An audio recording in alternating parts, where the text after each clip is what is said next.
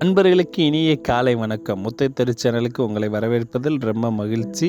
நாம் இன்றைக்கி பார்க்க போகிற கதையின் தலைப்பு சுமைகள். சுமைகள் அப்படிங்கிற தலைப்பில் இன்றைக்கி நம்ம சின்ன கதை பார்க்க போகிறோம். அந்த கதை என்ன அப்படின்னு கேட்டிங்கன்னா, ஒரு வாட்டசாட்டமான ஆள் தலையில் ஒரு மூட்டையோடு நடந்து கொண்டிருக்கிறார்.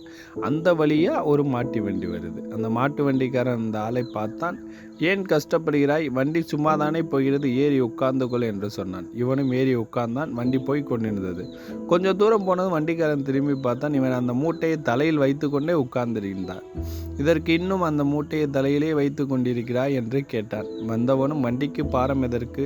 அது என்னை மட்டும் சுமந்தால் போதும், மூட்டையை நான் சுமந்து கொள்கிறேன் என்று சொன்னான்.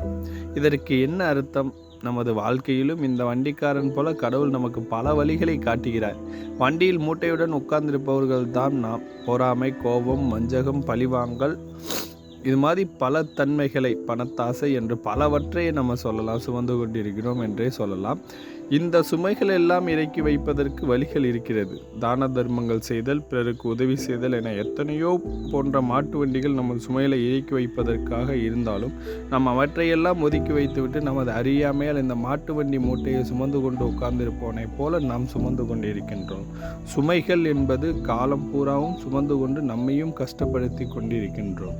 இந்த சுமைகளை இறக்கி வைத்துவிட்டு நாம் அந்த மாட்டு வண்டிக்காரன் போல நமக்காக கடவுள் உதவி செய்வதை, மாட்டு வண்டியில் நமக்கான சுமைகளை இறக்கி வைத்துவிட்டு தான தர்மங்கள், புண்ணியம் செய்தால் கண்டிப்பாக வாழ்க்கையில் நாம் நன்றாக வாழ முடியும் என்று இந்த கதையின் மூலம் உங்களுக்கு நான் கூறிக்கொள்கிறேன். நன்றி, வணக்கம்.